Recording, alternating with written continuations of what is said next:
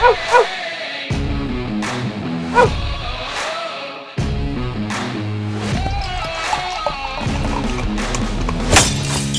to the Dogger Pass podcast. I'm your host, Dan Tom, at Dan Tom MMA, here to break down UFC 317, and I can't do so without my co-hosts, and I got to bring in the man, the myth, the legend himself, at Madlab MMA, at Madlab Mike. Mike, what's up, bro? What's going on, man? We got a pay-per-view week cooking. It's the end of another crazy UFC run. How are you feeling, brother? I'm good, man. We had a little talk off air the other day. We're slaughtering the main events, which is good. I don't know. I think you corrected me or not, but I think so far since the run of the show, we're outside of the Aaron Blanchfield debacle when they stopped the fight. We've got every main event correct, right? Yeah. When it's been just us, the inaugural show with Paul and Cody. Shout out to those guys as well, by the way. I think we did pick Bilal, but we were like, this is dog or pass. None of us were interested in kind of betting it, but we were technically wrong on that one. But when it's just been, as far as starting from me and you, Mike, for what it's worth, I think we've had good analysis overall. And yeah, as far as the main events and even the impromptu main event, because now when you go to Wiki, it'll list it as Klein and Gamrot.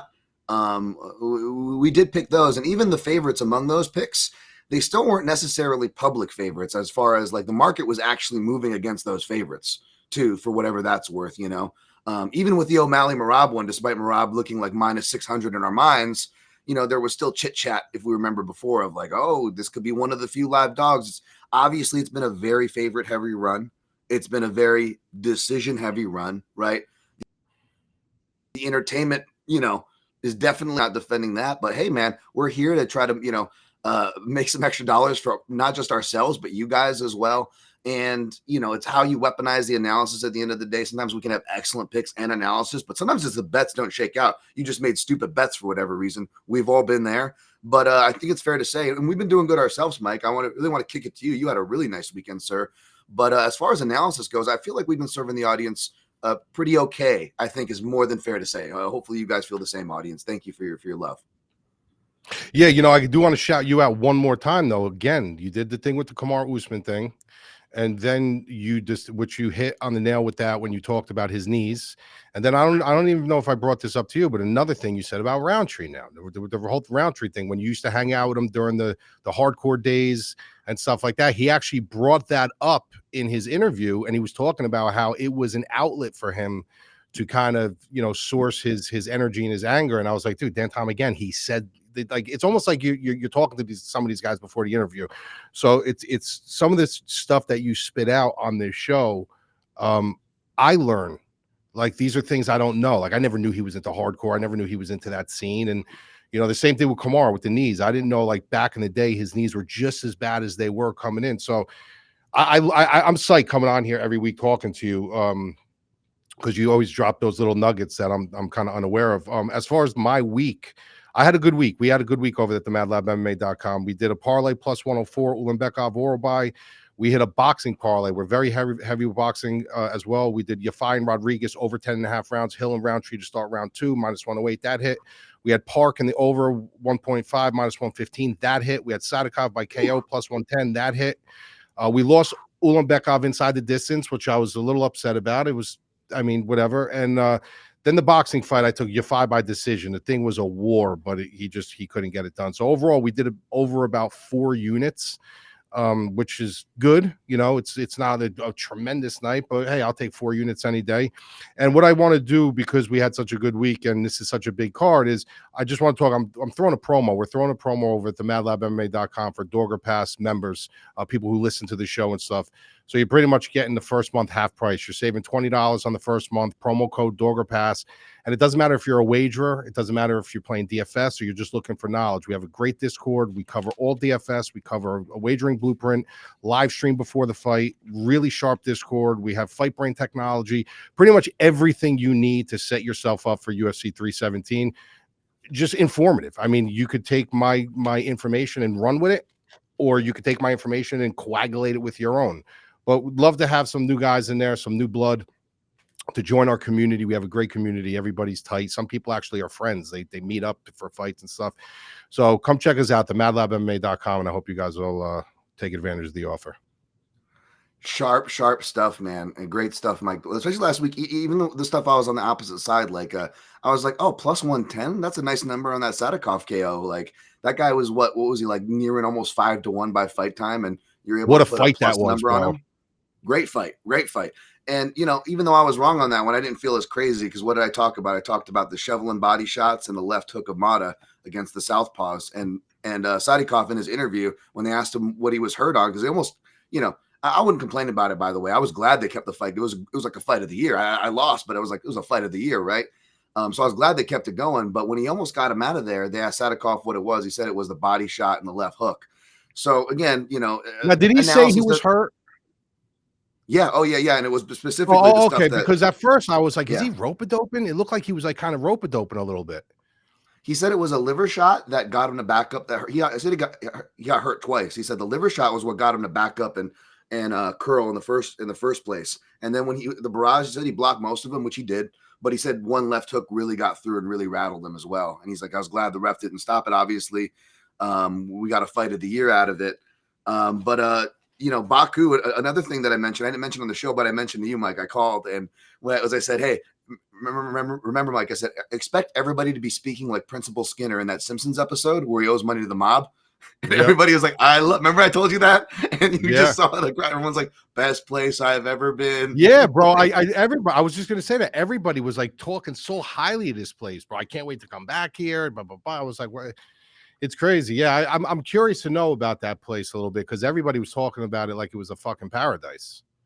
Yeah, absolutely. And then just a couple house cleaning notes before we get to the breakdown as per usual. That's what we do here. We don't waste too much time, but they are kind of relevant to both, breakdown analytics and references that we kind of reference here. And I wrote stat confirmation bias for Roundtree and Hill. And a lot of the arguments I saw for Hill, everyone was going, look at how many strikes landed per minute and how many people actually thought he won the fight. Stop. No. As far as going into the fight, and Hill himself posted this on his IG story, where I was like, oh, no wonder why the betting public loves Hill. Like Hill is like from the logic that he posted before the fight to him like getting in Roundtree's face after the fight, like a MMA gambler who's in a fighter's DMs going, why don't you fight better, bro? Like it totally had that energy. But before the fight, though, Mike, a lot of people are like, what is the love here for Hill? What is the logic? And a lot of people will point to the strike stats, whether they're on Fight Metric or the UFC site. And I always warn about these. And I know I come off like a stats hater. I'm not a stats hater. Stats are obviously helpful. I'm a stats hater. That's why I love you, Mike. That's why I love you, Mike. But no, I'm not even like trying to be right. Like I will use stats, but I will have like stats that I fish out myself, and you need context on the stats. And everybody was looking, Roundtree absorbs more than he lands, and Hill lands more than he absorbs. Number mean right, number said right, and just using that like basic logic. And I'm like, oh my God, folks. And I'm like, if you actually go through the stats, I'm like, the only reason why he has those numbers, Hill, is because he racked them up over a 50-year-old Agent Glover Teixeira in a fight that should have been stopped in round 2 that went in round 5. And a guy who was a punching bag for 3 rounds, a low output middleweight, blown up middleweight, Darko Stosic, who got washed out of the UFC immediately. Like if you look at it, those are the stats. Like that's what it counts for. The numbers and sample sizes are askew. Whereas Roundtree had a deceptively longer sample size, longer than most people thought, not just Hills. And since wrestling was a weakness, he faced enough wrestlers who ground and pounded him and racked up those numbers, right? Like everybody looks at it's like, Khabib is great. But when people go, Khabib was the greatest striker too, because look at his significant strike stats. Like, those were racked up from ground and pound. Like, right. Those weren't all. Those weren't all from his jabbing performance from Ally Quinto. Okay, like let's relax here. Let's relax. The numbers are deceiving. The numbers don't tell the story. It's not. It's not because we're trying to be haters here. It's because the numbers are deceiving. And we if you listen to the actual breakdown and context of the Southpaw versus Southpaw matchup that me and Mike broke down, from the leg kicks to the boxing and the footwork, all the pieces played out there. So I just want to point that out. That was a perfect example. Of that. I do want to jump in on that a little bit because I'm glad you brought that up, because one of the biggest things that I hold my flag on is exactly what you're talking about. And it works a little bit better with boxing, because boxing, it's basically punches. Yeah, that's what it is. So when you look at the CompuBox, if you look at a long duration of a person's career, you can see how active they are. But when you're dealing with MMA, where there's so many different, a multitude of attacks and a multitude of situations, you can't look at numbers and expect, oh, well, you know, look at the whole thing with the Curtis Blades fight, right? When he had 13 takedowns in one fight, he had and then for 5 years or 4 years, he didn't have a takedown. People like pigeonhole that, you know, they pigeonhole on that number. They're like, well, look at his average. Yeah, but his average was over 2 fights. You know what I mean? Mind you, I think Kuniev won that fight, and we discussed that. I do think Kuniev won that fight. But the same thing with the significant strike stats and the, you know, when you're looking at a guy and like who is in a fight, maybe throws 120 significant strikes, you have no idea if that was 2 minutes of control time, like Mirsad Bektik when he fought the Damage, when he had 2 10-8 rounds and just racked up points, and he ended up losing the fight after that in the 3rd round. So guys, don't look at stats so much. Like I know there's a lot of stat people out there. They call themselves stat nerds and stuff like that. And listen, it's good to get a linear perspective on what they like to do. If they shoot for takedowns, their percentages, that's great. But at the end of the day, the human eye, if you know what you're watching, that's what's going to give you your best look, because every matchup is different.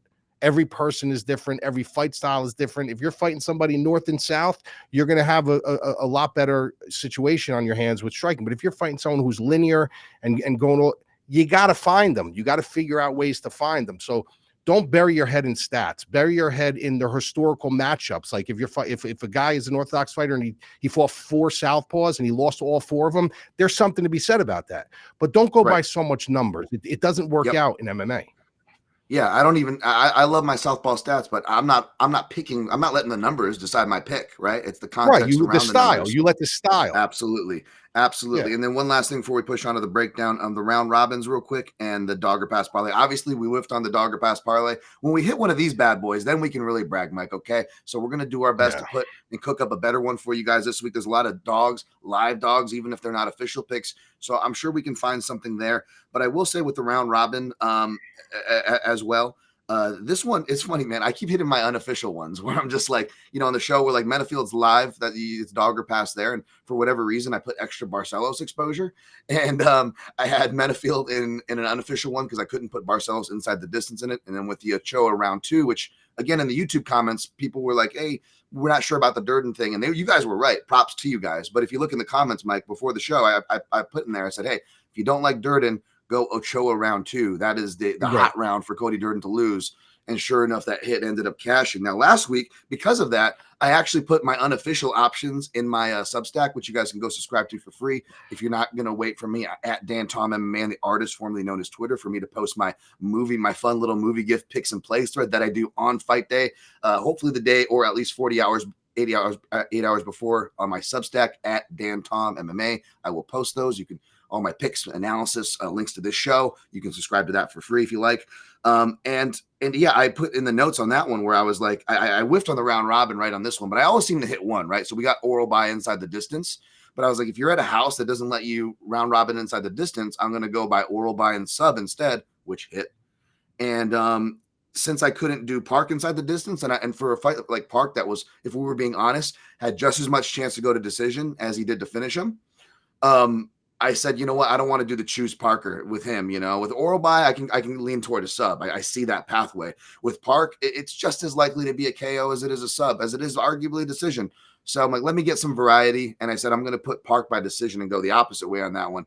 And that one actually hit. Although I would have hit more if he finished inside the distance, because we also had Park round 3. We hit a Van round 3 the week before. Joshua Van's back as we are back to breaking down UFC 317. I just wanted to cover that as we had some round robin questions in the comments. Thank you for the likes and the subscribes on YouTube if you're watching.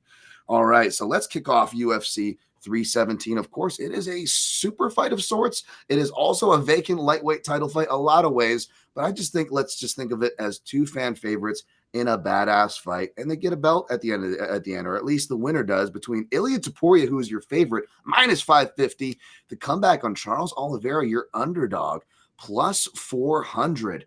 Now the totals for this, despite it being a 5-rounder, the totals are set at 1.5 rounds. Violence with the over 1.5 set at minus 130, the under 1.5 at plus 100. I love both these fighters. I love both these styles. We didn't talk about this fight beforehand. Mike, what are you? I know you've got some opinions on this one, buddy. Where are you leaning? What do you Yeah, got? this one's interesting because you got a guy in Charles Oliveira who fought everybody, and his entire career, it's been like so many different thoughts from people. Like early on in his career was he had the quit string in him. If you put him in a bad position, he's going to quit. Then all of a sudden he proved everybody wrong with that, or he outgrew that situation. He's been put in bad situations where he has come back and won. And that seems to be like the rhythmic tempo of his career lately. Like you can drop him in round number 1, then all of a sudden he's not out of the fight. He's going to come back and he's going to end up winning the fight. He's fought everybody. I mean, Chuck Yalis has fought everybody, and he's one of the most dangerous submission grapplers that we've seen in decades. Very opportunistic, has an angle for every situation, knows how to stays calm in every situation.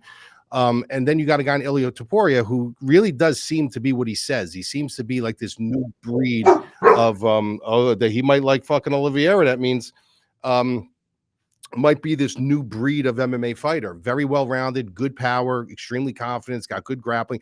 He hasn't really shown any holes in his game outside of him getting rocked by Jai Herbert back in the day, but that was a nasty head kick that would have dropped anybody. And I don't look at guys who get stumbled or guys who get dropped as chinny. I look at guys who, when they get dropped or get stumbled, how quick do you recover? If you recover, you're not chinny. You got rocked. That's normal. Your equilibrium goes off a little bit. It's the guys who go back to their corner and sit down and they come out on rubber legs. But the way he recovered and came back and won that fight, you don't look at that like, oh, well, his chin is questionable. That's not the way it works. That's not what chinny means. So when I look at this fight, like I wanted so many different ways to pick the bigger guy, to pick Charles Oliveira and stuff like that. But when you look at how Topuria has been talking and the research I've been really doing, I'm like, why is he doing this? They asked him, they said, do you want to, do you think Makhachev is avoiding you? He said, absolutely not. I think Makhachev is just tired of the weight cut. And he's like, when you get to that point where the weight cuts become so drastic and bad, you start disliking the sport. And he's like, and I love this sport so much. And that's the predicament I'm in. And they said, well, what do you come in at? Like, he usually walks into the cage, he said, at like 175. That's a big rehydration. That's a big cut and a big rehydration. So this kind of makes a little bit of sense to me. Is he going to be a little undersized in there? Probably, yeah, he's going to be a little undersized in there, but is he going to fill out nicely? Is his legs going to be made more fresh? Is he going to be faster, sharper, more powerful, be able to think on his feet a little better? That's all very plausible and possible too. But the way I look at this fight going, I think this is the situation where Charles Oliveira is going to have a problem. A lot of his success has come when you flash knock him down, when you hurt him. People are so deathly afraid to jump into his guard and finish him. And that allows you to recover. That allows him to get his wits about him. That allows him to lay on his back and say, come into my guard, and you don't. And then Herb Dean says, all right, come on, stand up. And now he's got life again. A lot of his fights have ended like that. A lot of his fights have ended. Then he would come back in the second or third round. He would end up winning because you're giving him a window. You're giving him an opportunity to recover. Topuria is not a guy who's going to respect that. You could just tell by his demeanor. You could tell about his confidence and his well-round. If he clips Oliveira, he's going in on him. He will jump into his guard. He will try to finish him. He's not going to sit back and call him up and allow him to recover. I just think he's a different breed of fighter, man. I think Topuria is the real deal. And I don't say that about a lot of people. Like I said, Jamal Hill, I always said I thought Jamal Hill was not a champion. He never had championship markings to him. The same thing with Yeri. Like there were certain guys where I would say, yes, he's got that it factor. Topuria has that it factor. Like he has that championship pedigree. And I see no reason why he loses this fight. Although I think that line is a little blown out for a guy like Charles Oliveira, who's got such crazy finishing upside, even with his striking. I mean, his striking game so long. His striking is actually dangerous. I just think Topuria is going to be too much for him. I think Topuria is going to be too much for him. And I think when he does cut him and see blood in the water, I think he's going to be a shark and he's going to attack. And I think he's going to end up finishing him. So I'm going to say Topuria is going to finish him. I'm going to say the third or fourth round. It's funny you say cut him because that's something I noticed for a guy that I watch enough times. And, you mentioned off camera with the movie 28 Years Later came up. And I'm a completist, man. I'm like, I want to see the movie, but I'm like, oh, well, I can't because, not just because my schedule or whatever. I'm like, because I'm going to want to see the first two movies before I go. And I'm like one of those completist people, right? And I get like that with these fights. And even with guys I know like Charles Oliveira, I'm like, I got to go back and watch some fights of his. He's like, dude, Dan, Charles, you've been watching him fight for years. Like, not many, you've broken him down fairly well, I would say, Dan. Do you really need to do that? And I do. And this time I watched, and I'm like, wow, I'm getting Nick Diaz reminders with how easy this guy's been cutting later in his career. Not that is the end all be all. Obviously, it can end fights. Obviously, it can also spark, to make a fighter see blood, so to speak, literally, right? So it's funny you mentioned that, Mike. But yeah, I'm a big, this is a Du Bronx household. You just heard the dogs barking. I'm a big Du Bronx fan. Doesn't mean I don't pick against him though. And oftentimes, even though it's been some of his best fights too as well, but oftentimes it can be against fighters who can wrestle and grapple a bit. I picked Michael Chandler to beat him the first time, right? And because I felt like, especially Michael Chandler at his best, which he is clearly not anymore. We'll get to that. Had the tools to beat him. Had the wrestling, ground striking, submission savvy. He punched the body and could go up could go up top with a nice left hook. These things have really, kind of troubled Oliveira. Oliveira, he likes a high shelling guard in conjunction with Muay Thai style marches. And because of that, body shots have always been kind of like free shots on him and shots around the guard. And so when I'm looking at a Charles Oliveira opponent, I'm like, do they attack the body? Can they hit shots around the guard? And do they have speed timing changeups, right? And that was kind of a tricky thing. I'm picking him against a guy like Poirier because Poirier had those things. And I have this theory, Mike, and I'm curious what your theory on. And this came to me when watching Charles Oliveira tape ahead of his Gaethje fight, where I'm like, oh, both these guys are blind.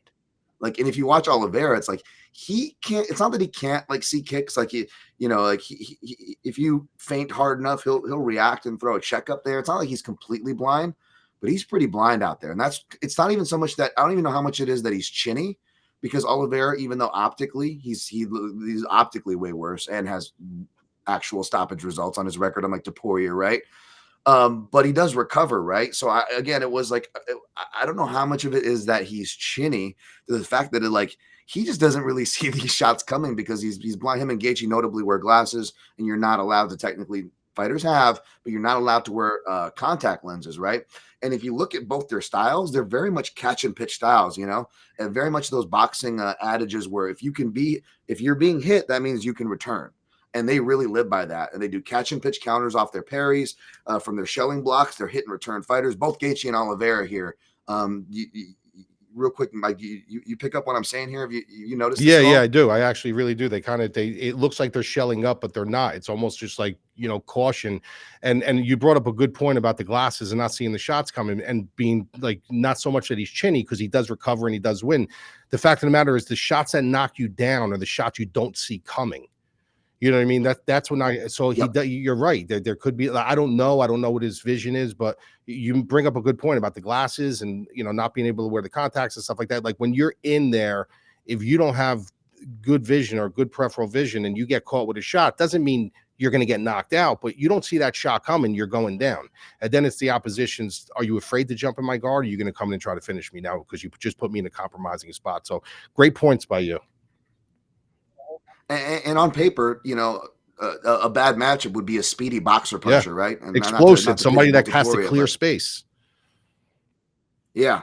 And Topuria obviously works the body. So these are things that obviously, have me leaning toward the Topuria side. Also, that dependency on contact that Oliveira has, it's why he's so good in the clinch. And everybody bringing that up is an awesome point. Like, I can't wait to see what they do in the clinch.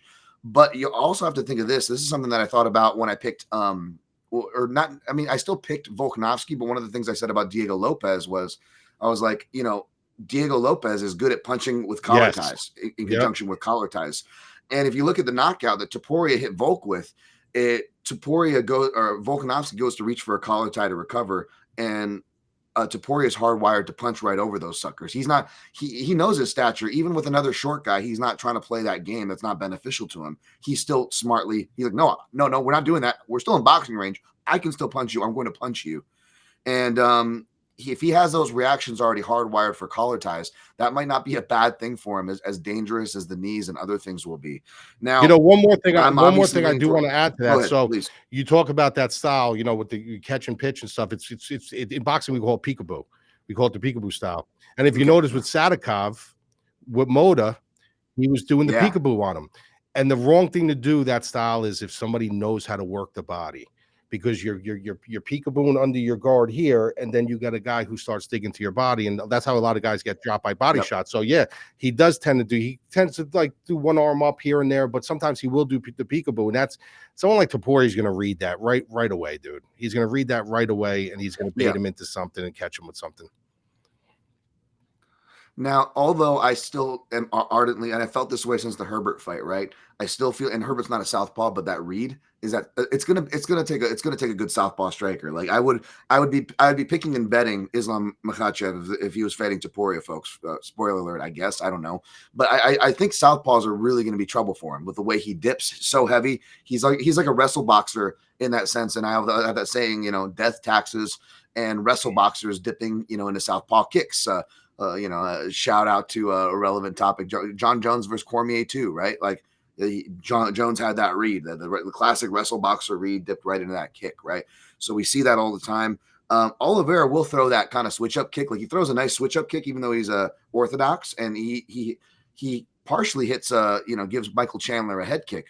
But guys, that was the rematch, and as we see with Michael Chandler in the Paddy Pimblett fight, this ain't the same guy. And not that, a lot of people you might not even thought high of him in the first place. And he's not even the same guy from that. You know what I'm saying? And to kind of further pollute that sample size, Oliveira was also injured in his last fight. So which might explain his kind of lack of killer instinct. So that's just a weird sample size that'll probably hurt you more than it helps you as far as tape study goes, folks. But what I will say is that here's a potential pathway. And this is something that I did point out in the Makhachev Oliveira fight. Now, did it matter? No, because not only did Oliveira lose, he got submitted, right? But something I noticed. Now, I posted the thread, Charles Oliveira front choke threads and stuff. Again, follow me on the artist formerly known as Twitter at DanTomMMA. Posted a bunch of clips there. I posted everything me and Mike talked about as far as the southpaw versus southpaw and the leg kick stuff. I posted all those with Roundtree and Hill. And I posted reposted an old one for it's all of Charles Oliveira's front choke threats. And if you notice, he's always finishing from the left side. And as somebody who has meticulously watched the tape, I can tell you from the stuff that didn't make the cut, like his attempts, those were always to the left side. So when I'm watching an Oliveira fighter an Oliveira opponent who's shooting takedowns, Mike, I'm like, where is he putting his head? And with Makhachev, literally 99.9% of the times, he was sagging his head off to the right or shooting with his head off to the right on his shots. And I'm like, ooh, Leo DiCaprio, Once Upon a Time moment, right? And with Topuria, I only could find one shot where he didn't put his head off to that side.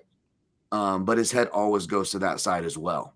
So whether he is, so if he does get clipped, I think he's got great recoverability. But, there is that club and sub potential if we're looking for pathways for Oliveira here, where, he hits him and maybe it's not enough to stop him or knock him dead or even knock him down, but it kind of, sends Topuria in a fight or flight mode. He shoots and he shoots to that side that's going to always be Charles Oliveira's strong side. So I believe that's something to look out for from that fight. That being said, I'll also be very curious, speaking of Oliveira pathways to victory, Mike, if he goes to take Topuria down, not only is Oliveira underrated wrestling, underrated strength that we saw since he's moved up to 155, but there is the size. I don't want to overplay the size, but man, he did used to fight at 145, Mike, but he is a big boy too. And if he engulfs a guy like Topuria. Topuria is a really good scrambler, but if he's able to get positive positions, it could be like the giant squid enveloping the ship. You know what I mean? Yeah. Yeah. What side? So what's your side? Yeah. You sound very indecisive. I am going with Topuria within the first 2 rounds. Oh, wow. If he doesn't get it done, I thought you made it sound like I couldn't figure out where you were going. Well, I'm laying out pathways to victory, but what I think is live is and unfortunately I'm not alone, is Topuria by sub. This is a fighter archetype, again, the wrestle boxer archetype. If they have submissions, like a Ricardo Lamas and whatnot, like we've seen Oliveira, he's lost by submission as much or if not more than I got it right over here. Well, it's the same amount, 4 for 4. But yeah, he's been submitted as many times as he's been knocked out. Even though he's a submission wins leader, folks, he can still be submitted by the kinds of chokes that Topuria does. Guillotine front headlock chokes where Topuria specializes in, and what he showed against the Bryce Mitchell fight, the head and arm choke that Makhachev also got on him. So I would look at Topuria by sub. It's gotten bet down from 7-1 to the 5-1 neighborhood, which is still juicy. I'll probably put that in a round robin, or if not, I'll probably play it straight up because it's a nice number. I don't have to sprinkle much. And maybe I'll put fight ends by sub, see what that number is. It's probably not super sexy, but it probably will be a plus number, and you'll get equity on an Oliveira upset. But yeah, I'm going Topuria by club and sub, although the knockout round one is going to be right there, sadly. All right. What was your official pick on it, Mike? You got Topuria by what? 3-4 knockout. Ooh, those are going to be some nice numbers if you sprinkle on that, Mike. Yeah, 3-4 knockout. I don't know if I'm gonna take that, but I'm just saying that's what I'm thinking. I'm thinking about they're a little bit going to be a little cautious in the beginning, not so much of the Topuria side, but I think Oliveira's going to be a little cautious. I think, Topuria's got to be a little cautious. He's got to watch for, the clinch position. You got to remember he's going to be the taller, Oliveira, taller guy looking for standing guillotines. And once he locks something in, it's locked in. I don't care who you are, you're not getting out. So I think there might be a little caution in the beginning. So I'll say round 3. I'll just choose the round. I'll just say round 3 knockout. Yeah.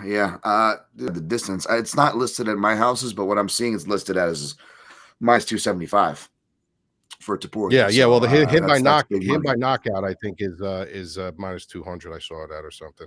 Jesus, there's no juice there. There's nothing. Yeah, well, they're making it easy for me. I don't want to bet this fight anyways because I love Charles Oliveira and I love Topuria as well. So it's like I don't want to really. I just want to enjoy this fight as a fan.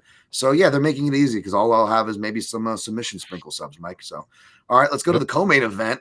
Dude, I get two of my favorite fighters in the same card, and one of them I'm not picking. Will I pick the second one? Who knows? We got Alexandre Pantoja. He is what do we get the number here? I don't think that is the correct number. He is minus 265. We got the comeback on Kai Kara France at plus 215. Their total is going to be set for 4.5 rounds for this 5-round affair. We got the over in the neighborhood of minus 121 with the under 4.5 rounds in the neighborhood of minus 113. What do you got for this one, Mike? This fight's interesting because I'm really not a KKF guy. Never was. I appreciate his striking. I think he's got some good movement. I think he's got some good reads. With his striking and stuff like that. He's creative at times, but he's also very fundamentally sound. But there's just something about his game that I'm not like completely sold on from an entire MMA structure. It could be, his grappling. It could be, even though he has some decent takedown defense and stuff like that. But there's just something about his game. I don't know what it is that it doesn't play in concert together. It's like if he's on the feet and you don't take him down, yeah, sure, you're in probably for a fight. You know what I mean? Unless you have, you can match his technical ability. You got some good power. You could slip inside and catch him with something. But when I look at Pantoja, it's the same thing with him. It's almost like Pantoja reminds me of like the Roberto Duran of MMA, right? There's a lot of things that he does wrong, but it works for him. Like for instance, even with his striking, he loads up on shots, like literally loads up on him. He keeps the whole center line open. So his striking isn't like something where you're watching like Sugar Ray Leonard. You're like, oh my God, this is beautiful to watch. It's very herky jerky. It's very like uncensored but it works for him. And when he gets his grappling going, I still believe to this day that Pantoja's grappling is underrated. As much credit as he gets, I still think it's underrated. But the one thing that throws people off with Pantoja a lot is that he looks like he's getting tired. It looks like this guy in the 3rd round when he comes out is getting tired, and you're like, where is this gas tank coming from? Because he does it like in explosive spurts. He'll look like he'll reserve himself for about 30 seconds in the 3rd round. You're like, oh fuck, he's done. And then all of a sudden, boom, he just comes out and he can go right back into a war. He's very Roberto Duran-esque. And when you get guys that are super technical and they're in there like, Sugar Ray Leonard and like these real super technical guys, he seems to kind of give them problems in there because he just keeps coming. He keeps moving forward. He keeps going for the things that he wants. He knows what he's good at, and he knows what's working, what's not working. And in this fight, I just think it's probably going to take him a little bit of time. And I think that if Pantoja doesn't get him to the ground, there could be a problem. There absolutely 1000% could be a problem. But I do think he gets him to the ground. I do think he eventually gets him to the ground, and I do think that eventually he drowns him. I think Pantoja getting on your back is a very dangerous proposition. whether you're a grappler or not, whether you're seasoned or not, Pantoja latched onto your back is one of the most dangerous propositions in MMA. This is my opinion. I'm not saying it's like Damian Maia or anything like that, but you don't get much more dangerous than when you got Pantoja latched on you with 2 minutes left in a round. And I think eventually he's going to find it. Eventually he's going to find that body lock. Eventually he's going to find the body triangle, lock him up. And eventually I think he's going to submit KKF. Yeah, man. I can't say I disagree with it. I love that Roberto Duran reference. You know, I love me some Four Kings references, and yeah, he's definitely, a pound for pound great, even though he's only like top 10 or whatever in those stupid rank. Not that discussion matters, but you know what I mean. He doesn't get as much respect as he deserves. First of all, like that fight with Brandon Moreno where he took the title, like, it was insulting that people were even questioning what the event of the year was or what the fighter of the year was. Like, that was the event of the year. You had the Robbie Lawler knocking out Niko Price, who we'll talk about here in a second, that retirement fight. You had it was capped off with, I think, the Volk Yair, which was a good fight, but that was like the fight of the year, man. That was just, and then the post fight, like, how are you not a Pantoja fan? And MMA gamblers, man, they're rock hard, probably going to the betting window this week. Like my tweet, I tweeted out the pawn shop owner in the Pulp Fiction movie. like this is MMA gamblers waiting for Pantoja to turn 35 because MMA gambling is super ageist, right? Like I'm not trying to pick on guys. It's a fact, right? It's a fact, and so we'll see if Pantoja can shove it up those stats, which would be nice to see because he is awesome. He doesn't get the respect he deserves. He is also 3-0 in rematches. This is a rematch they fought in the Tough House. And for what it's worth, Kai Kara-France 1-2 in rematches. And again, I don't know why these are like basic stats that aren't hard to track down, Mike. I don't know why the stat bros never like bring up these stats, but whatever. I'll give them to you guys here. They're really not that hard. Well, you know what's funny about I think we discussed this. I forget which fight we discussed it on, but a lot of the times, listen, there's a reason, guys, why rubber matches are so intriguing, right? Like when you hear the rubber match, because it's the trilogy. You had Mickey Ward, Ward and Gaddy, the trilogy. Like you don't see rubber matches a lot. You know why you don't see rubber matches a lot? Because usually the rematch goes to the person who won the first fight. Yep, exactly. Yep, that's a great point. And now this rematch, where it gets into fuzzy territory is when there's a lot of time between the rematch. And if you go look at it, like, it's a decade, right? July 26. So almost a decade, 9 years, right? 9 years ago, basically. And, Kai Kara-France's game, is probably the closer to what it was, but both guys have advanced, especially Pantoja. Like, his striking looks so bad and basic, but you know what was there for him, Mike? It was something that I was really proud of this. I called Brandon Moreno to beat him in their rematch when it comes to Kai Kara-France's most relevant rematch, UFC 277. And I said again, back to what I just say about the wrestle boxers, the wrestle boxing archetype, Mike. Where's the boxing crouch? Where does the dips on the orthodox fighter go? Right. And it's going to make and so when I look at it, I go, oh wow, it's going to make left-sided contacts much more detrimental and probably at a higher clip. And then my, fucking nerdy ass will go through the tape and I'll actually run the numbers. And I'm like, oh yeah, he actually gets hit with a disproportionate amount of left-sided strikes.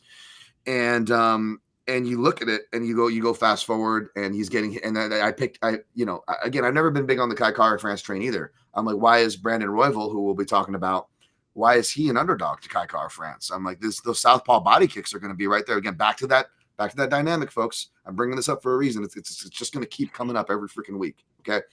And depending when we see these matchups, and sure enough, what did he get hurt with? The body kicks before the club and sub, right? That was a nice plus 200 cash there. And it didn't change from then. That was years later. So then years later, which was kind of technically years ago, but again, the most relevant rematch, back to that Brandon Moreno fight. What does he get hurt with? Is an orthodox fighter this time, but again, it's that switch left kick to the body.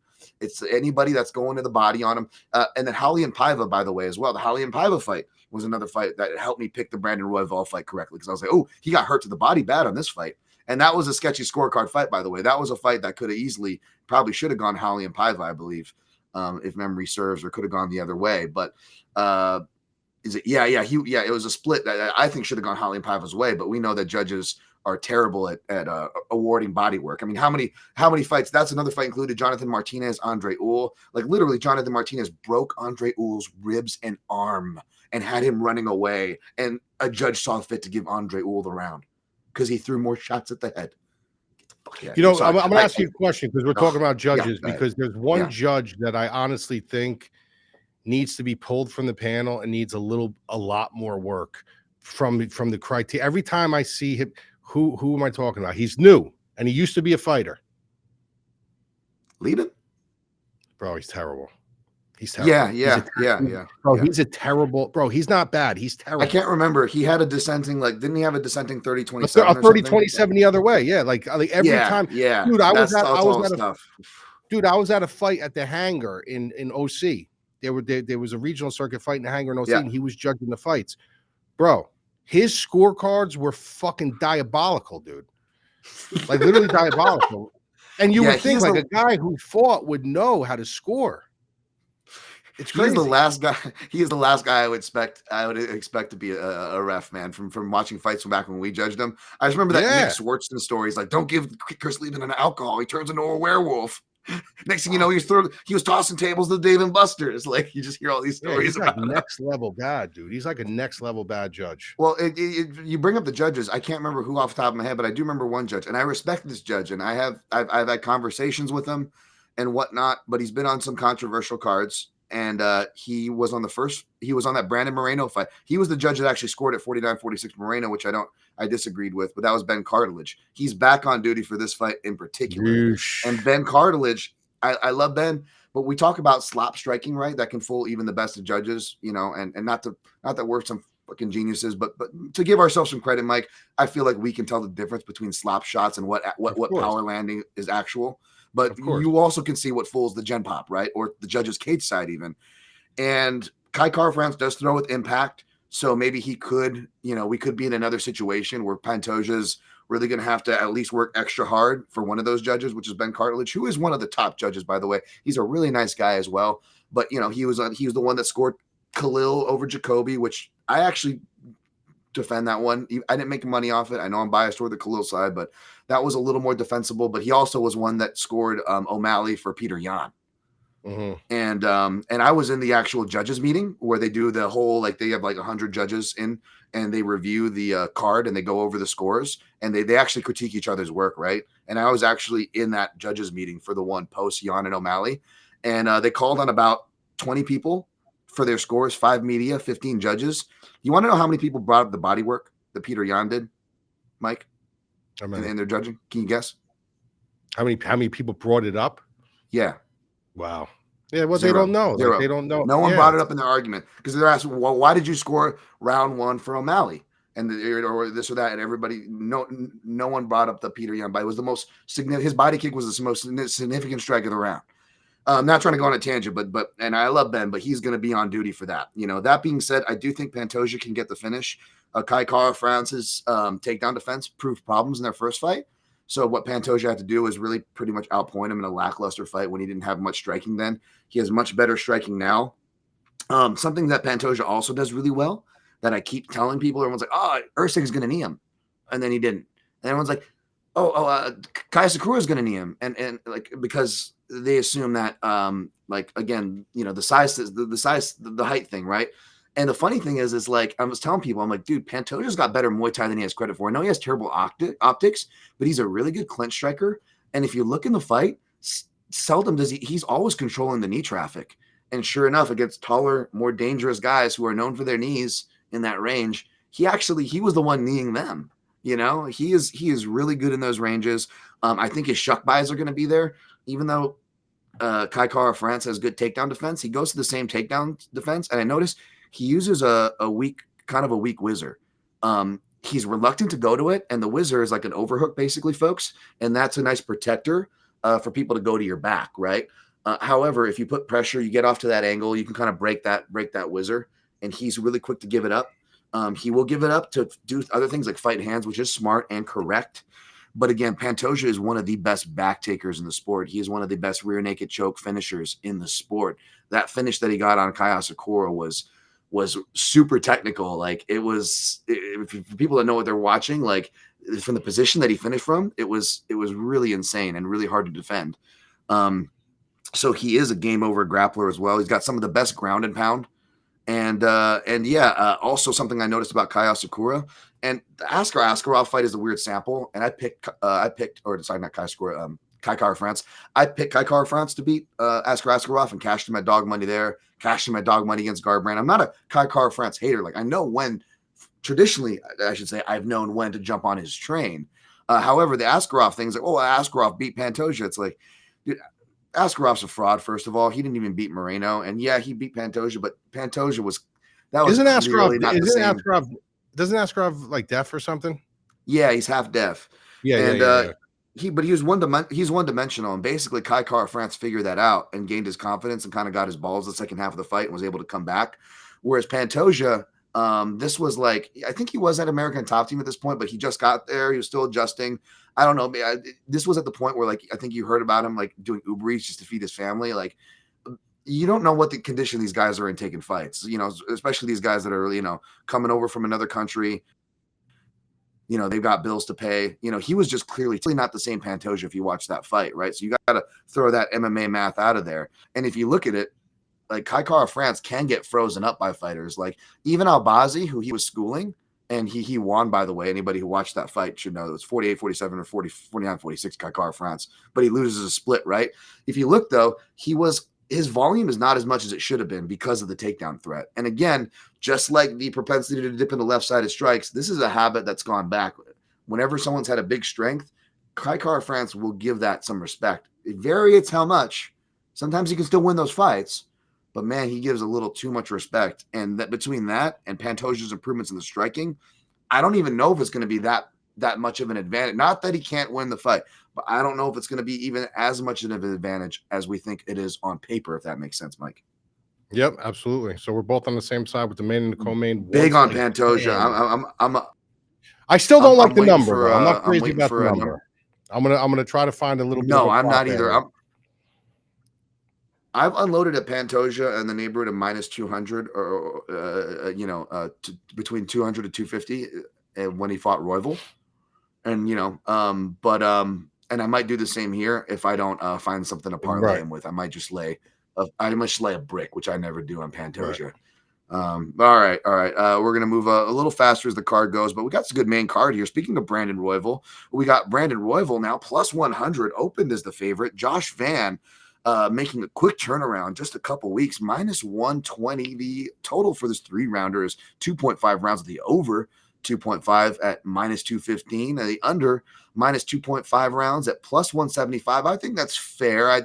I wouldn't be surprised to see it a little wider because I think that the general perception is that this is going to be a competitive fight, regardless of who wins. Before I throw it to you, though, Mike, I got to let you know, Josh Van officially 1-0 against UFC level southpaws. That is to Ray Saruya. Had a brief look against Jalga Zamagulov, not really, but I will say Charles Johnson, which I'm curious to hear your opinions on this fight, that fight, and the like. Did switch a lot of southpaw in his fight, though, when he beat Josh Van with a southpaw 3-2. Where are you leaning for this one, Mike? Yeah, I'm running with a narrative that I talked about on this show, actually, with Josh Van, and I talked about it, with my guys over at my site, the Madlab MMA, in my Discord, and I'm gonna run with the narrative on this one because, I've been saying for a long time I'm a big Josh Van guy just for the mere fact that he's one kid, he's a young kid who understands the fundamentals and the science of boxing and physiology and how it works and how going to the body is so important and how to play in concert and tie everything together. Like the kid's ahead of his time. I'm going to give him a credit. He's ahead of his time when it comes to striking. But the one knock I do have on him is that he, if you fall into a rut, at his age now, where he is in his career now, like breaking bad tendencies are hard. It's almost like having a dog, right? When you're training them, if you let them shit in the house, they're going to continue to shit in the house. The one gripe I do have with him is this isn't boxing. This is MMA. This is 3 rounds. And if you're in a big time fight, main event or a championship fight, it's 5 rounds. He tends to kind of just put in cruise control in round number 1. And I said, this is fine for right now because the level of opposition that he's fighting, it's fine for right now. because he's able to come back. But eventually he's going to run into a buzzsaw where they're going to take that first round from him. They're going to be a seasoned vet. They're going to be a crafty vet. They're going to be somebody who's fought a high level of opposition, and he's going to come up short. He's not going to be able to storm back as quick as he's used to, and then he's going to run out of time. And I think this is going to be that spot. I think this is going to be a spot where, you know, Royval's going to give him looks that are kind of intricate, kind of different looking, kind of, you know, goofy footed and switching stances and stuff. We know he's got grappling in his back pocket as well. You know, if he really, really wants to go to it and utilize it, but he's also a very tricky striker. He's not like a fundamentally, technical sound striker. He does things in his own way, in his own patterns. Everything is kind of like on the cusp. And I think that can give Van a little bit of problems, because now you got to worry about, not only is he's a little bit tricky. He's moving in some odd ways. He's moving laterally. He's coming north and south. But then I also know he's a slick grappler. He's got good scrambles and stuff like that. So I got to kind of be careful how I enter, which would probably cost him maybe to lose round number one. Then at that point, when you lose round number one, you got to win 2 rounds in a row against a guy who's fought for the belt in Brandon Royval, which is not easy to fucking do. Because the chances of you winning both of those rounds, you're going to have to come in. It's going to have to click. You're going to have to know your read. You're going to have to know your adjustment, and you're going to have to come. It's got to work. And if it doesn't work, you got to readjust. How long is that going to take? So when I look at this fight, I think this is the fight where my narrative kind of comes true. It's where Josh Van is going to possibly give up round number one, not give it up on purpose, but possibly lose round number one on activity, because this is nothing Royval hasn't seen. And then all of a sudden, Josh Van's going to be in a predicament where he's going to come back from 2 rounds, and I don't think he's going to be able to. I think he's going to come up short in this one. So I like Royval in this spot. I like Royval in this spot too. I like that logic as well, Mike. I have that logic and another logic that I feel like I need to stick to, which is crazy because, again, I'm like you. We're big Josh Van fans. Josh Van, I had him on my prospects to watch list before he even got into the UFC. So this is a guy that I can even play the hipster card. I know. I can look the part basically, and I'll be like, hey, I was on this guy. And so I hate picking against guys that are on my prospects list. And we'll talk about another fighter who's on my prospects list later, who also made it to the UFC, has been shining out, right? So if these guys win, it makes me look good. You know what I'm saying? So I should want them to win. And I definitely don't want Van to lose. I want the best for this guy, especially when he's fighting for his family.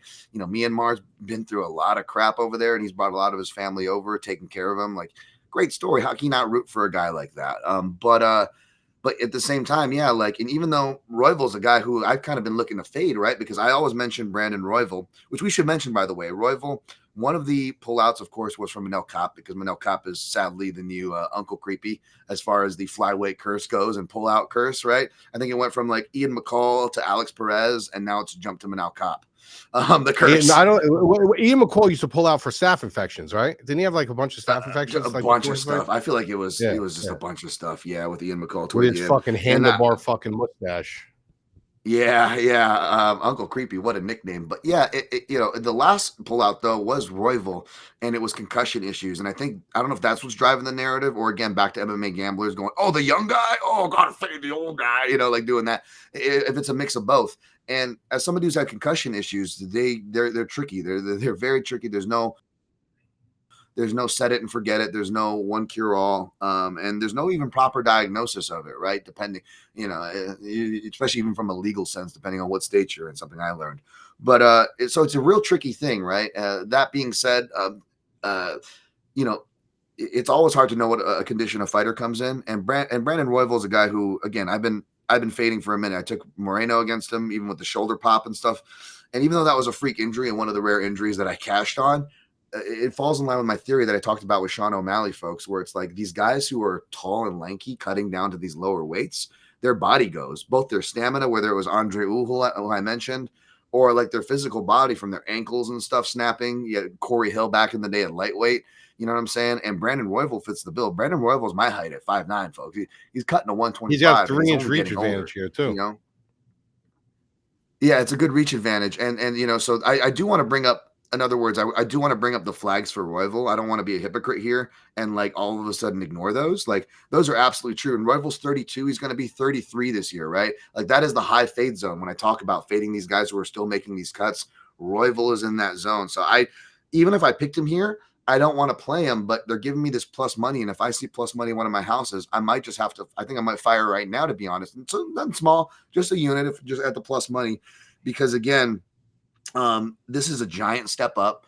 Ray Saruya, even comparing opponents, right? Like, oh, the Japanese prospect versus the Japanese prospect. Like, Ray Saruya is much less developed and much more raw than even a guy like Tatsuro Taira. Tatsuro Taira was way more developed, right? And even he, was outmatched at certain points when it got deep and the going got tough. You know what I'm saying?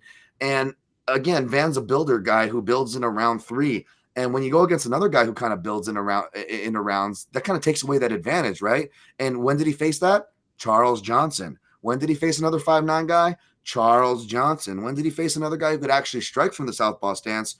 Charles Johnson. And I was wrong on that fight. Like I am in all Charles Johnson fights, which is why I have a firm do not bet Charles Johnson fights rule. But like Charles Johnson in that fight was lighting him up from southpaw. And something I noticed in the Saruya fight and the Johnson fight is that it bothers the hell out of me, Mike.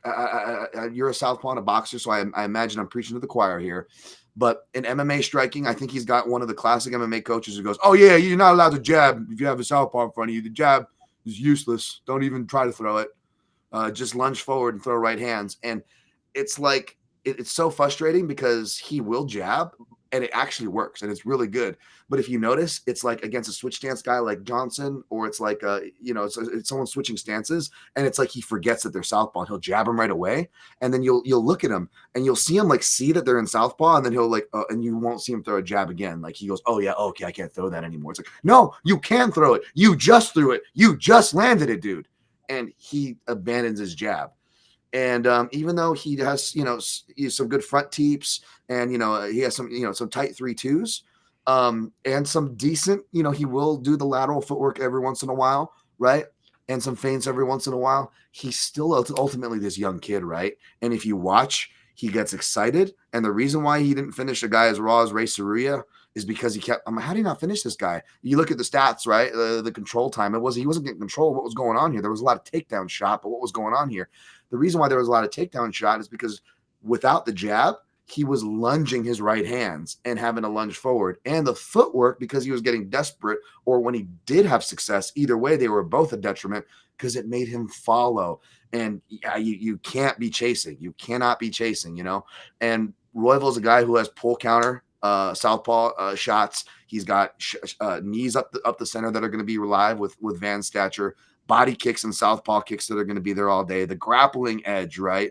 And again, it's a guy that's going to typically give up the first round. Now, we were wrong on that with the Ochoa and Durden fight, where we thought, oh yeah, Ochoa's going to give up the first round. Instead, Ochoa came out and looked like fucking tits right from the start, right? Maybe Van does that here, but you're going to give me the plus number. I can't not do it for the logic that Mike said. And Mike, before I pass it to you, also the Donald Cerrone logic. It's something that I've applied to Van. We saw it with Donald Cerrone, and especially when he ran into southpaws, where eventually, yeah, you like keeping active and making that money, bro. That's it becomes your personality. It becomes your MO, but that can only go on for so long, right? And time again, what happened to Cerrone, Mike? He would fly too close to the sun, usually to a southpaw like RDA, and then get smashed down, right? Yeah, I mean, like I said, these are spots where, like, guys, it doesn't mean that Josh Van isn't the better fighter, or he's not going to be the better fighter. He's not going to have a better, legacy than Brendan Royval in this sport. It just means that he's young. He hasn't faced a certain level of opposition yet, which he's fought good opposition. He's shined. He had great in what he's doing, but he's also showing you a little bit of a pattern. Like, I'm so confident in my striking that I can kind of sit back on my toes a little bit and then come back in round 2 and look what I can do. I could finish you to the body. I could finish you to the head. I could storm back. I could win at 29-28, even though I go down around. Eventually, you run into these guys when you get to the more higher elite levels that's seen you before. They've seen 20 of you before. And they're like, well, not so quick, young buck. You're not coming back into this fight so quick. And then he comes up, and that's only going to make Josh Van better. And then if this does happen, he does lose, then the next fight, he's going to come out and he's going to be like, I need to put my foot on the gas maybe a minute into round number 1. So things like this sometimes need to happen in somebody's career so they don't fall into this mundane pattern. But it's just a pattern that I've called for a long time with Josh Van. I'm like, he better get out of this habit soon, or somebody's going to buzzsaw through him. And I think this might be the spot.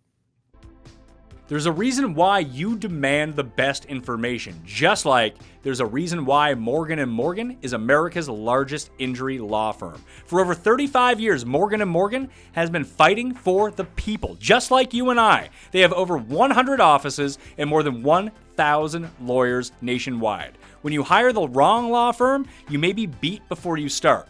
All law firms are not the same. If you're ever injured, you can check out Morgan & Morgan. Their fee is free unless they win. For more information, go to forthepeople.com/doggerpass or dial #law, #529 from your cell phone. That's FOR, thepeople.com/doggerpass or #law, #529 from your cell. This is a paid advertisement.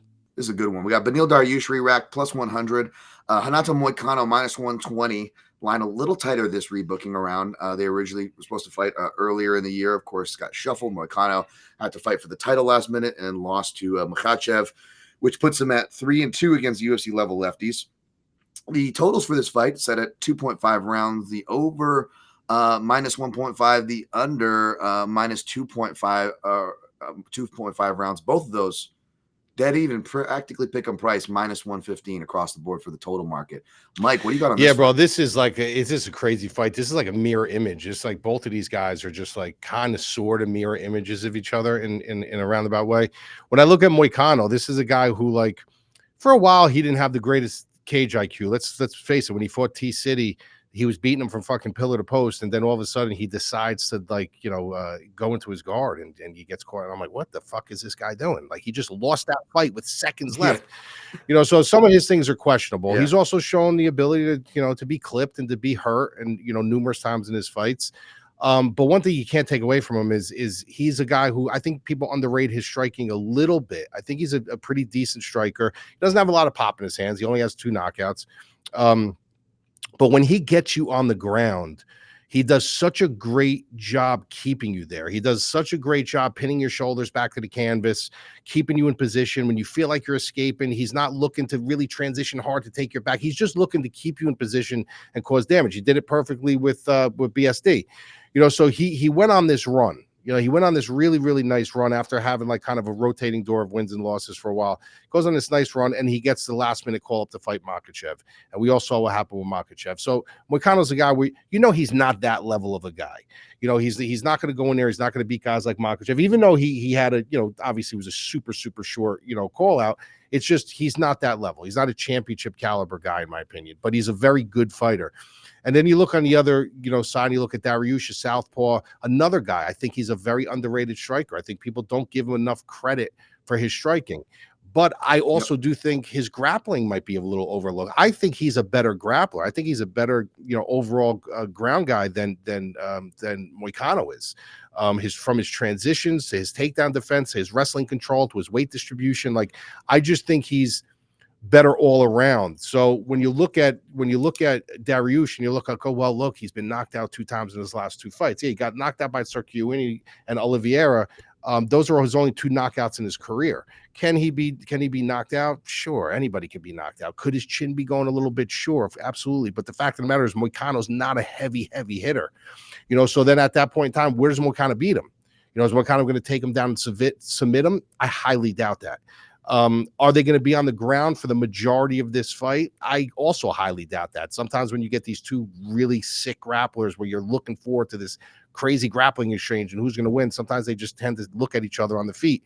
So I'm just having problems seeing where Moicano wins this fight outside of Dariush's chin being gone and he connects with a shot. I don't think he can control him on the ground.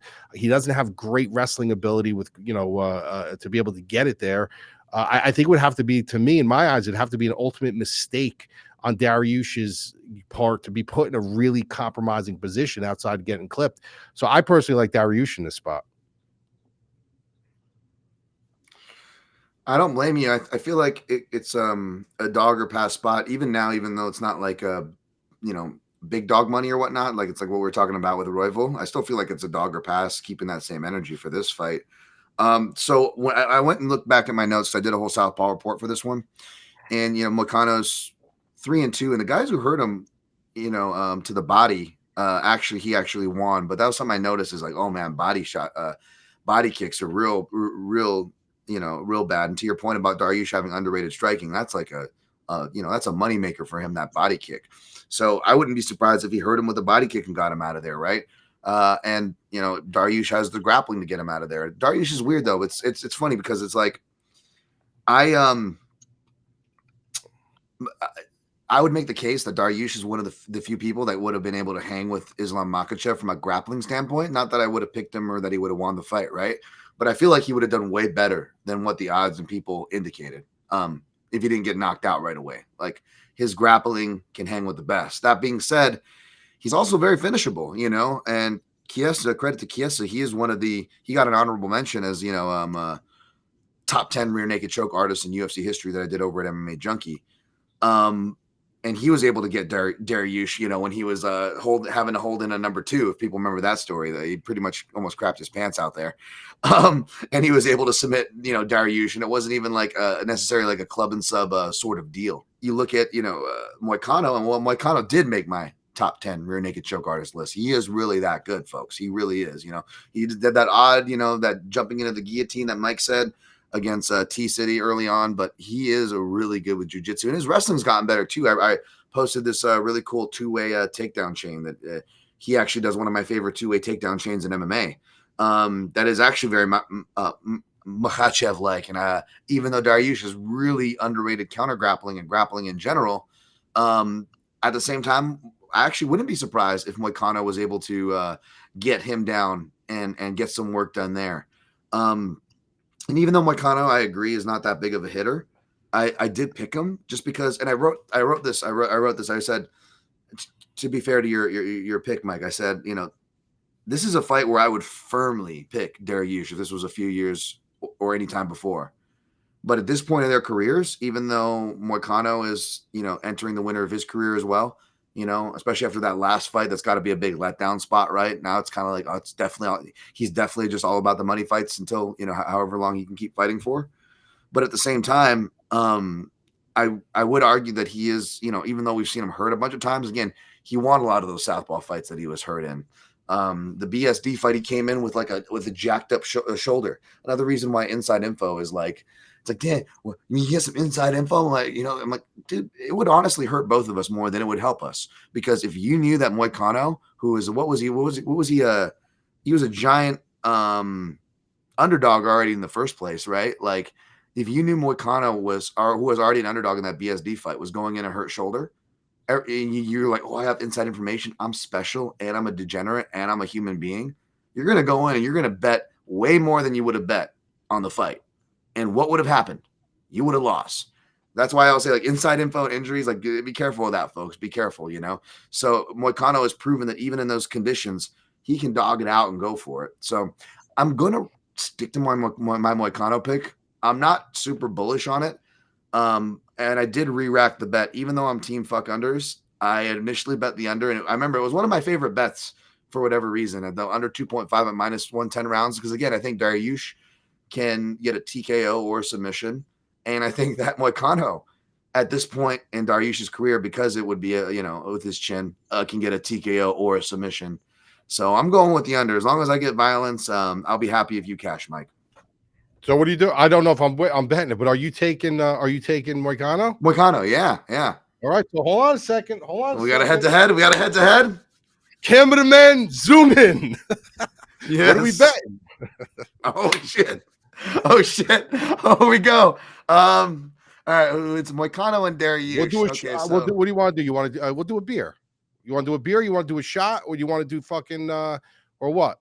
We'll do a shot because I don't have any beer. All right, we'll do a shot. We'll do whatever you drink. We'll do a shot. Every bet we make. So if we do 2-3 bets today, you lose 3. You got to do 3 shots.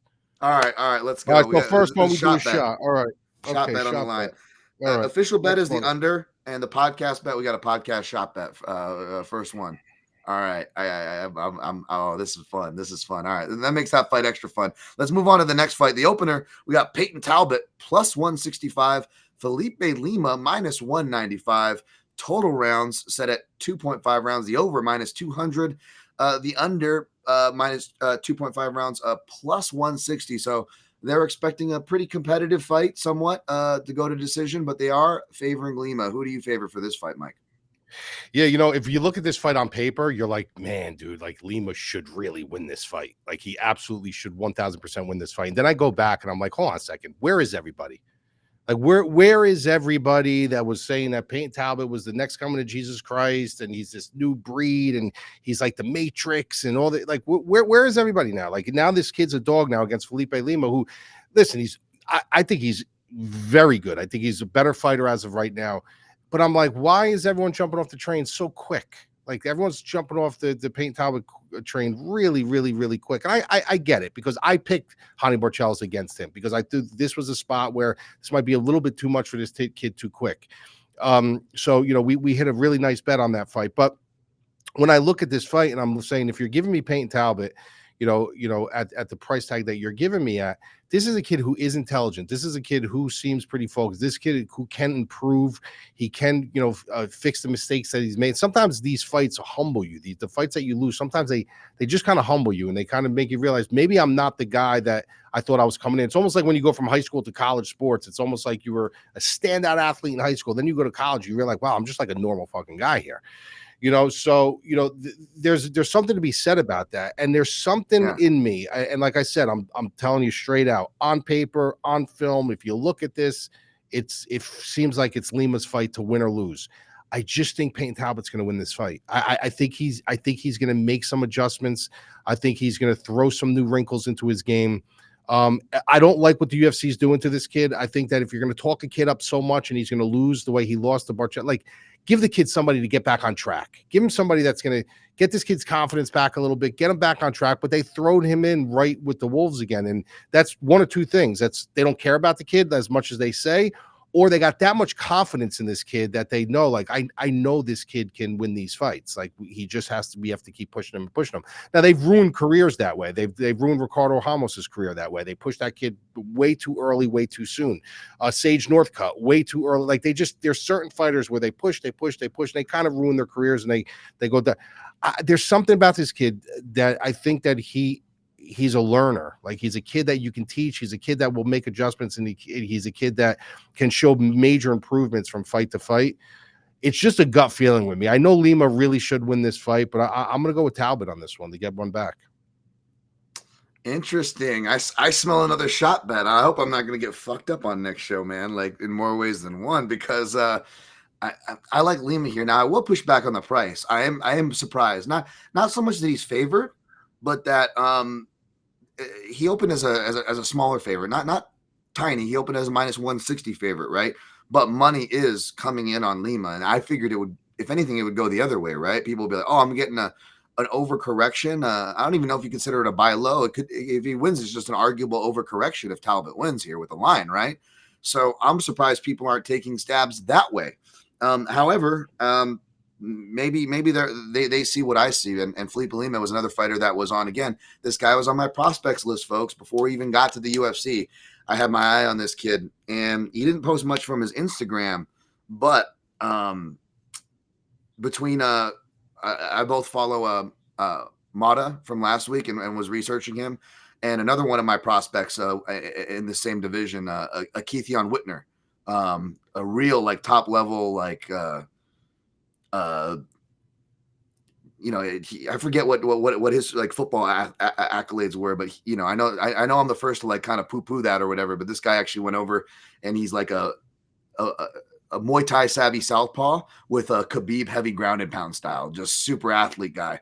And both Khamzat Chimaev and Felipe Lima, they trained at the same gym over in All Stars in Sweden. They went down over to Thailand and were training out there as well. So he was training with, again, other 145 prospects, and he does look undersized next to these other 145ers in training camp, because Felipe Lima, he is coming up from bantamweight, folks. He kind of came up on short notice to face Naimov, who we just saw win last week. But he likes it to stand there, maybe like a Topuria-esque. It just, maybe he was making, big weight cuts to kill himself. And, he's doing really good. He's even grappling guys, he went down. I mean, sorry, he started at 145, went down 135, but he's even like grappling guys at 135 who are actual like wrestlers of the division, like, I'm not super high on Miles Johns, don't get me wrong, but on paper, Miles Johns is supposed to be the better wrestler, right? And, his grappling, held up okay there as well. On the feet, he's only improving. I haven't seen him hurt too many times, but yeah, that does worry me because one thing I do like about Talbot, and I'm not gonna, I'm gonna keep that same energy, and why I picked him to beat Barcelos at that point in their careers, because again, it was more just Barcelos' chin I didn't trust, and Payton Talbot has excellent proprioception, man. He really can place accuracy and power. This stuff comes very naturally to him. I'm all high on that stuff, but it was the way he lost to Barcelos, and the reason why I was touching on Felipe's wrestling there and size, because I think that's going to be a problem. I think ultimately that's going to be the thing you worry about if you're on the Talbot side.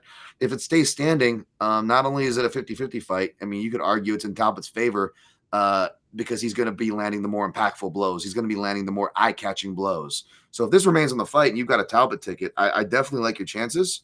I just feel like Felipe Lima is going to be mixing it up way too much. I don't like the growing price on him because it takes him out of straight play range. And because even though I'm high on Lima here, let's be real, right? Like, we're still getting to know both these guys at the end of the day. As high as we are on them, we're still getting to know both. I don't want no wager on this fight because, like I said, this is more of a gut feeling. Yeah, and I don't even know if I want a real wager because I was thinking about initially because I'm desperate. I'm like, do I want someone to parlay with Pantoja to bring the price down? And again, at this point, I'm probably just going to lay a brick on Pantoja if he comes down from -250. So I'm going to pick Lima, but I don't know if I'm going to be playing anything on this fight. All right, next fight, we'll go to the prelims. We'll go much faster here. Although this is an interesting fight. We've got Jack Hermansson plus 180 against Hobocop, baby. Hobocop. Gregory Rodrigues -220 for Hobocop. The totals over 2.5 rounds, -130, under 2.5 rounds, +100. I'll just say this, Mike. I don't disagree with who is favored, but man, the Jack Hermansson, he is a wild card coming in, after being off some time, and perhaps the age could show. We'll see. What do you think about this one, Mike? Yeah, I'm kind of torn on this one, man. I mean, when I look at whoever would be favored here, I really wouldn't mind. Like, I wouldn't argue for Hermansson to be favored. I wouldn't. I mean, obviously, I think there's good reason why Rodrigues is favored here, but he there's a lot of things that he does that I personally don't desire. Like I think he's a powerful striker. We obviously know that he's got really good grappling. He's got a good grappling pedigree behind him that he doesn't use as much as I'd probably like to see him use. And he tends to, he finds ways to get into these firefights. He finds ways to get into these like really dangerous wars. You know what I mean? And that will not only shorten your career, but eventually what will happen is like you're not going to be on the right side of them all the time. There's going to be situations where you're on the wrong side of these self-inflicted battles like that. You don't need to really self-inflict on yourself. And the one thing I like about Hermansson is he doesn't allow that to happen to himself. He's a little bit more calculated. He's not really like exciting to watch. He's not like this guy that you're like, I can't wait to watch Jack Hermansson fight. But he does everything pretty well. Like, he's a pretty good striker. He's got a good wrestling top-heavy game. There's just something about this fight where I think Rodrigues is going to try to bait him into this like firefight. And Hermansson's not going to have anything to do with it. And I think Rodrigues might fade a little bit down the stretch. And that's when Hermansson can start taking over, when maybe take him down, get top control on him, could, get heavy hips, not allow Rodrigues to really get his hips loose and break free or do anything from his guard. And, I got to be honest with you. Like, I see value on Hermansson in this spot. So I'm going to go with Hermansson. I don't blame you. It feels trappy. This wasn't, even though I like Hobocop and I'm going to probably officially pick him here. I don't like this line, Mike. I don't like this line at all. I'm curious what it opened at. Let me see. Yeah, not a lot of people like this line because it didn't open much different, right? Not many people are touching this. If I would do anything here, it would be kind of to your point. I would, not that you said to bet this, but as far as your analysis goes, I would look at the over, live bet, or I look at the over to be honest, because I think we're going to get a weird fight. Rodrigues doesn't want to make any dumb mistakes and wants to get back on the win column. Hermansson's going to want to feel things out early. So as long as, you get past what could be a volatile first round, I think the over could be looking pretty good there. Am I going to lay it? Again, I'm not excited to lay anything about this fight. You know what I'm saying? It's probably a dog or pass because again, the grappling, I think, Hermansson can hold his own even if he gives up a takedown. not flukish, but it's got to be something wild like that Roman deletes a perfect kind of scenario for him to get caught in something like that. So yeah, I don't hate it if you're going with Hermansson, man. I'm a big Hermansson fan, but Hobo Cop and the heat that he packs in multiple ways there, hard to go against. So I'm gonna go with Hobo Cop, but probably stay away from his money line there.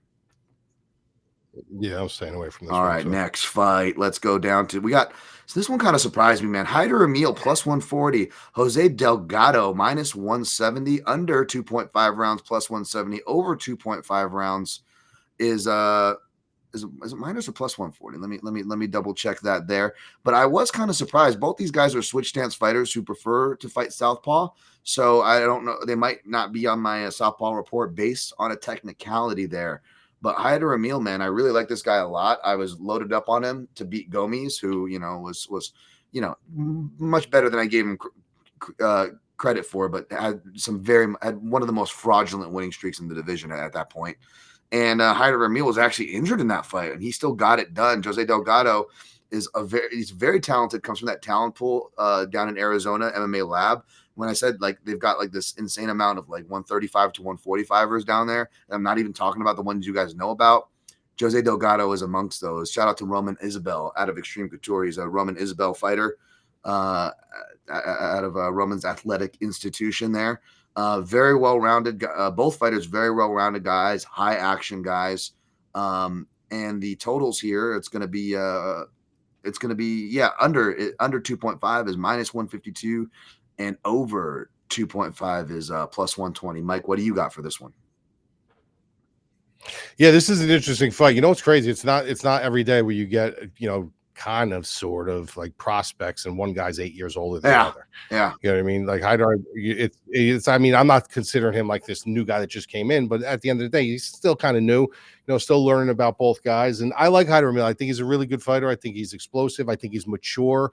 I think the one bonus when you come in as an older kind of prospect, you got a maturity level to you. You grew into your power. You grew into your man strength. You have a certain confidence. You know what you can do, what you can't do. You know what your limitations are. So that's all great with Hyder Amil. But the one thing about him is sometimes he can get caught in this fucking chaos, and when you watch him back in the Contenders, I believe it was a Contender series, he got taken down 5 times in that fight. And mind you, I don't go back that far, but you're looking at guys who, that he's fought that ultimately isn't really. They're looking for whatever's coming to him. If you dial yourself in and you take the grappling to him, you got to wonder, like, did he really fix all those holes? Did he really fix those situations, or is he used to just being in these chaotic situations like what he was with William Gomez? Like, was it William? It was William Gomez, right? His last fight, William Gomez. Yeah.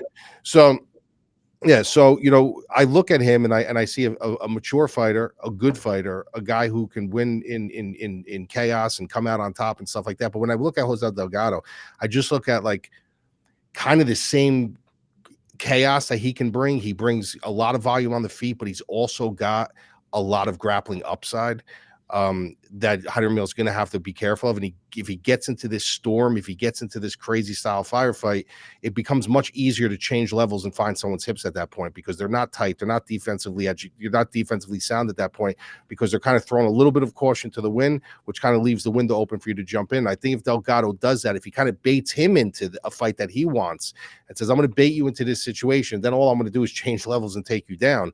I think Delgado has that path there. You take that, you take the youth, you take the 3-inch reach advantage. You take both guys who, like you said, are switch fighters. They can switch on and off.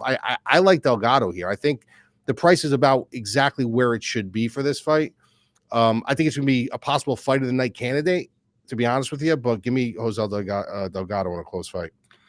Yeah, I'm going to be siding with Delgado as well. Particularly, I think his knees in conjunction with his front choke threats are going to really be a wood chipper dynamic for Hyder Amil to go through, even though he is durable and a dog and the kind of dog you want to put your money on. He'll fight for your money, and not that I even care about the undefeated thing, but yeah, like he obviously, his record speaks for itself as well.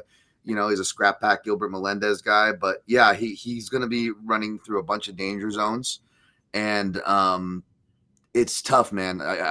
He's not the short notice fighter. He's the underdog. Like I feel like it should be a Hyder Amil pick, and it should be a Hyder Amil play here. especially I played him last time against a guy like Gomes, and then he came through injured. Like how are you not? I mean, proving the point. A guy who will fight for your freaking money. So to me, it feels like a dog or pass all day here. Yet I'm still slightly siding with Delgado from a stylistic perspective. He looks to be as ready as he can be coming in. A lot of these guys try to stay ready for these spots, so you never know how ready or not they are. But yeah, I feel like it's a dog or pass. But yeah, give me Delgado for the sake of the show. All right, next we got Tracy Cortez minus 260, Viviane Araujo plus 210 over 2.5 rounds, minus 600 under 2.5 rounds, plus 425. They are predicting a classic WMMA fight. Mike, what do you got on this one? I honestly like this fight is a fight I really can care less about. This is a fight where I will probably be taking a shit, getting a snack, or doing something like, that I got to do to set up for the rest of the fights. I have no interest in this fight. Not because it's WMMA, because I love WMMA. I think some of the fights are fantastic. Some of the fights are better than the guy fights, but it's just this fight does nothing for me. Like when I look at this fight, like I'm not super high in Tracy Cortez. I'm not high in Viviane Araujo. I think that the way this fight goes down is I just think that Viviane Araujo is going to look good until she doesn't anymore. It's been a pattern with her. Like she comes out, she looks good, she looks sparky, she looks spry. And then little by little, she starts fading down the stretch where Tracy Cortez will take advantage of that. Like she will, almost like you just said, a wood chipper. She will chip her way in, get some control time, start running downhill a little bit. And I think it could end up being a close fight. I could see Viviane Araujo winning the early stages of the fight just from her movement. I think she's a little bit more athletic. I think she's a little faster, older. But then all of a sudden that starts kicking in. The grease starts kind of tightening up and she starts losing oil and she starts losing steam and she starts slowing up and she starts backing up. And that's when Tracy Cortez can kind of in Josh Van fashion start taking over the fight a little bit. And I think that's what happens here. I mean, that's my view on it. But as far as my interest level and will I even go near this fight? Absolutely not. But give me Tracy Cortez by like 29-28 decision. Yeah, I don't blame you there. The thing with Viviane Araujo, sorry, it's her name just is like a howling wolf there. It's hard to back any fighter, Mike, under 135 pounds if they gas, men or women. I'm sorry. If they gas, that's a bad look, man. That is a bad look. And I'm not talking about the functional tired like Pantoja that we talked about, right? That's different. I'm talking about just outright gassing, right? And so when you talk about her winning until she doesn't, I agree with that level. Also the fact that she can be like dropped and stuff as well.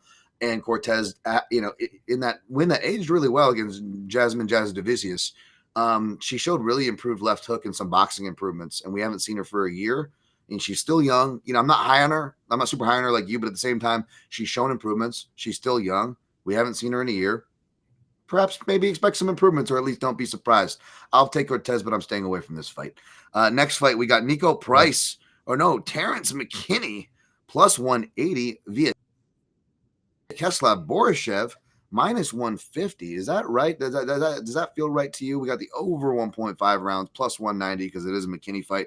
Under 1.5 rounds minus 240 because it is a McKinney fight. Mike, what's your thoughts on this one, Bill? Yeah, man, this is going to be fun, man. This is going to be, especially from like a DraftKings perspective, this fight's going to either stick it up your ass or put you in a really good spot, right? So we know what Terrance McKinney is. He's very explosive. He's athletic. He's got good power. He throws caution to the wind. He can care less about defense. He's kill or be killed. That's what McKinney is.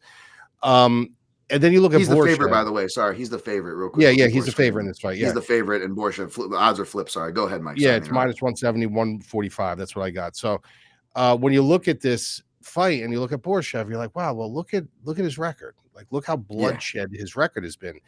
But guys, this is another thing with stats. Like, it doesn't always tell the tale. Like, it doesn't always tell the tale. You got to look at some of his functionality. Like, he's a phenomenal striker. Like, Borshchev is a phenomenal striker. Coming over from alpha male and stuff like that, obviously you would think they would have worked on his wrestling a lot earlier and a lot more.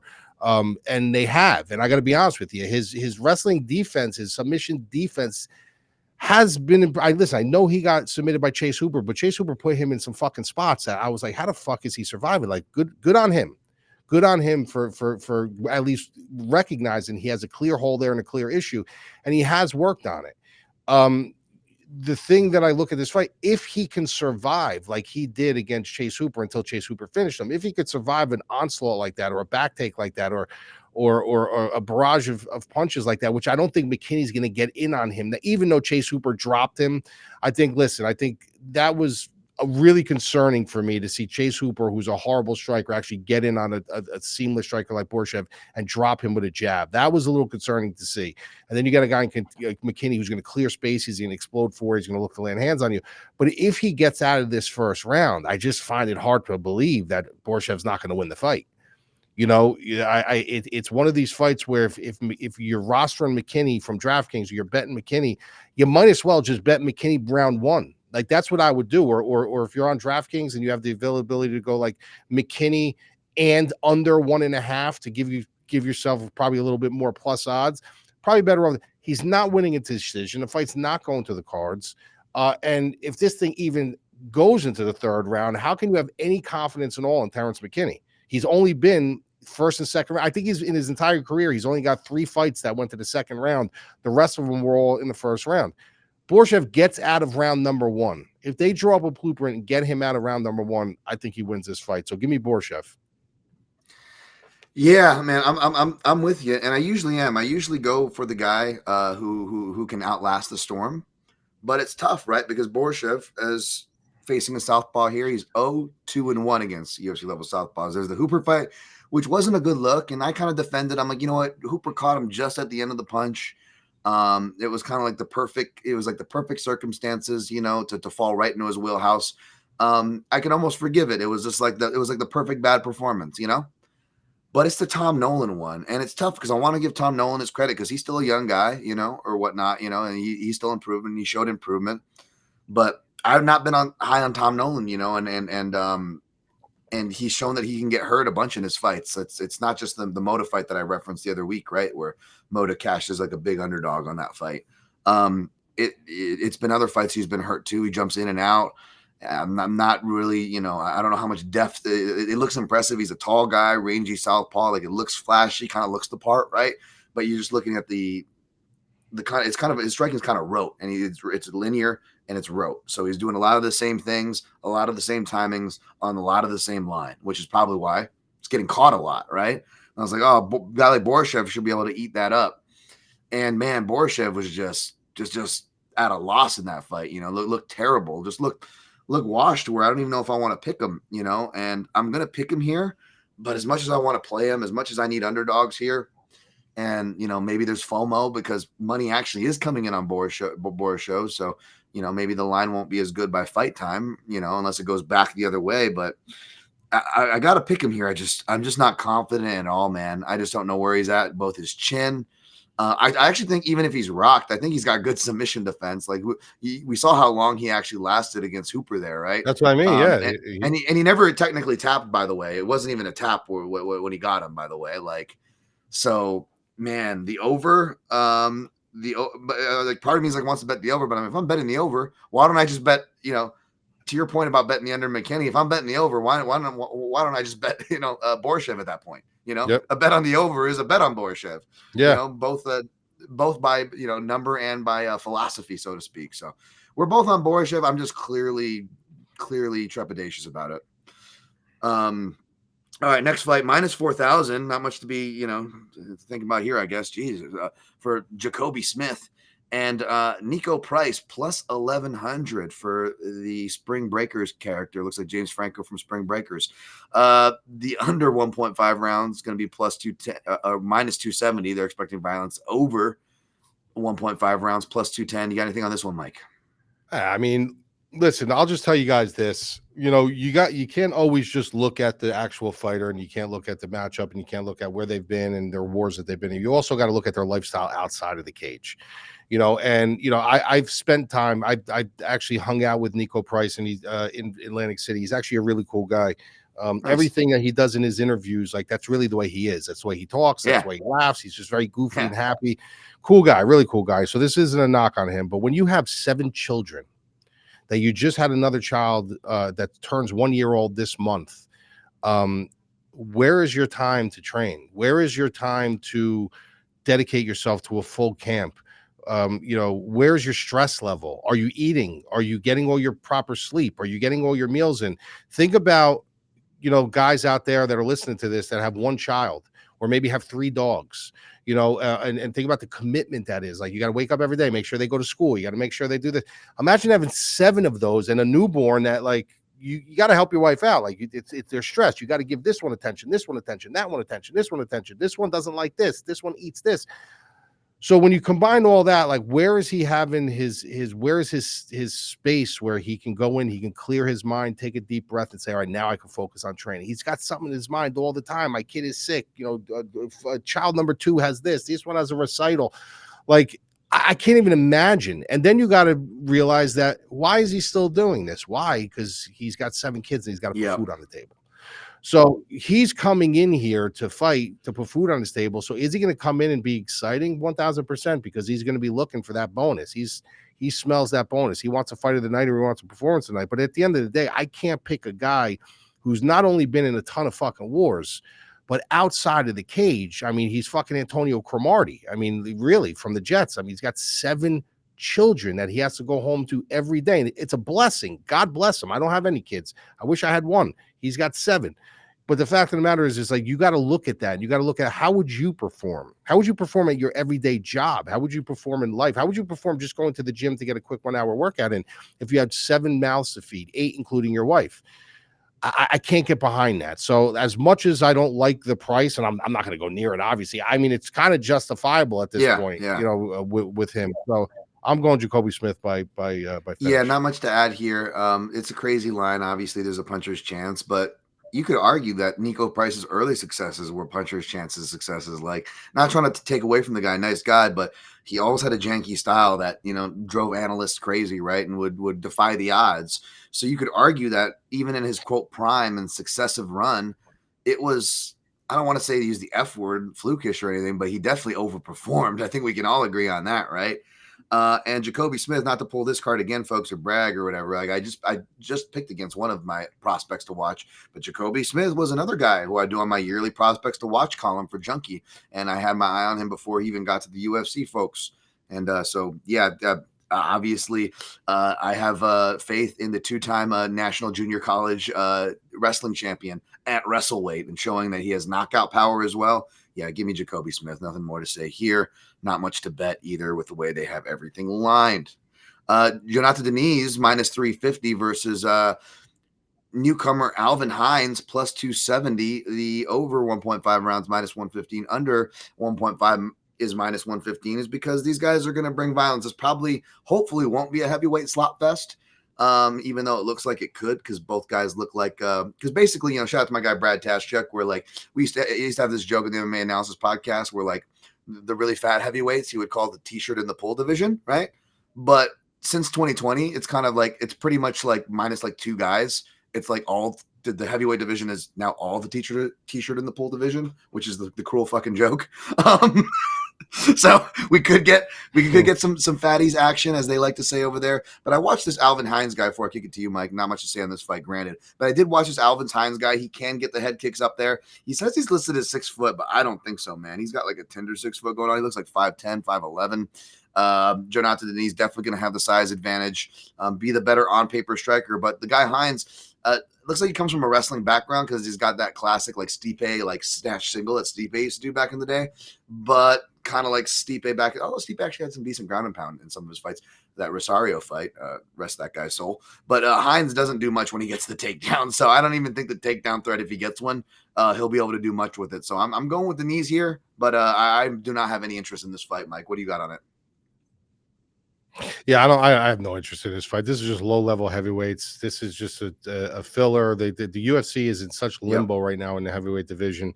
From a talent pool to obviously Aspinall now becoming the champion, is really nobody. And this is just a tale as old as time with boxing and MMA. Like, there hasn't been a good heavyweight division in a long time, and the Cormiers are gone. They were fun, the Randlemans, the Fedors, like stuff like that. Like back in the day, during the Pride days and stuff, we had like Mark Kerr, Mark Coleman. That was when it was fun and it was good. It was the worst. They ain't got that no more. Yeah. So they're heavyweights always have a puncher's chance. Always, you know what I mean, in this division. But the end of the day, I just look at the knees. I just think he's the faster fighter. I think he's the more fluid fighter. I think he's a little bit more athletic. I think Heinz's path to victories, he's going to have to somehow drag this to the ground, and I'm not going to bank on that. So I'm going to take the knees, but I got no interest. Absolutely. And to your point too, it's just, it sucks because then it's just like we get, and this guy might be, it actually looks kind of decent compared to some of the heavyweights we've had in the Heinz guy's defense. But the next fight we got here, Christopher Ewart minus 130 stepping in on short notice for Dumas. And you had McVeigh, who was initially stepping on short notice for Dumas's opponent. He's plus 110. The over 1.5 is plus 100, under 1.5, minus 130. They basically don't know where to go with this. And both these guys actually look like they're going to be fun action fighters. Like Jackson McVeigh's a southpaw. He looks more like that Zach Reese kind of guy, super opportunistic on the feet and on the floor. And then you got Christopher Ewart, who is basically just like a Chilean, just Powhatan headed, looks like a blockhead, not the greatest defense. He's got a weird right hand and stuff. Looks like it's like Marcin Tybura, where it looks like it's on a marionette string, like he's a puppet, and like the rest of his body is trying to box while like one hand is always doing its own fucking thing. Like, I don't know if you've seen fighters like that, Mike, but that's what he kind of looks like. But he's got pop. He goes to the body. He has really nice hardwired combinations, and he looks like one of those dudes, Mike, where it's like, you ever go, especially with your size, obviously, you may be able to get paired with like a real big goofy dude who looks like he's like maybe not supposed to be that great, and he looks like not great and looks like he'll probably tire, but he's not tiring, and all of a sudden he's either beating you or doing way better than you thought, and you're like, and he's not stopping, 100%. And you're like, what the and they're awkward, 100%. and you're frustrated now, you're like, Rrr. He seems like that guy, Mike. He seems like that guy, and I don't. Not that I should have a strong opinion. I think the line should be flipped here, but here's the connecting point here before I throw it to you and we finish this breakdown and get out of here, is that now we have two fighters who weren't even scheduled on this card, right? And because they're doing the UFC a favor, now they have to give them contracts, right? Which means at least one or maybe even two fights more. And this is why the UFC heavyweight division, a lot of the divisions have been cycled out with a lot of low-level talent. It's not just the contender series. It's even when they're having to grab from non-contender series for these short notice spots because they have to keep the schedule afloat, we get all these like stupid lines and volatile fighters where we don't even know where to go with, that are kind of filling the bottoms of the card now. So again, I love having fights every weekend too, folks, from a degenerate perspective, but this is the price we pay for it. You need to be aware of that, folks. Yeah, I'm going to be totally transparent with you guys here. I got on this late. I found out about this late. I'm actually happy with Scratch because I fucking can't stand Dumas. I think he's a piece of shit. Same person. And I don't think he's a good fighter either. I don't know. I was actually hoping that they were bringing him in to fucking embarrass him on a national stage. But I didn't get to really film study Christopher Ewart. So I don't want to talk out of turn. But for the sake of the show, I will make just a pick. But I'm going to be honest with you guys. I'm making this pick blind. I have to do a little bit more research tonight and do my official breakdown as well. I didn't even post it on my site or anything yet, so that's going to happen tonight. But just for the show's sake, I'll go with McVeigh. Okay, yeah, and I had a bet on McVeigh too against Dumas. I was ready to fade that POS. Yeah, me too. I was ready to fucking fire. Oh my goodness, it probably would have been a sub too, to be honest. So it would have been some nice cash there. But all right, so we got one head-to-head shot here. We'll go through the line and recap, put the dog and pass parlay together, and we'll get out of here, folks. Went a little longer, but it is a pay-per-view show, and we had some notes off the top. We'll get timestamps as per usual. Thank you for Ghost Rider in the back, and of course our other support crew who is usually with us as well. We'll give shout outs to Jared and Dayton as well.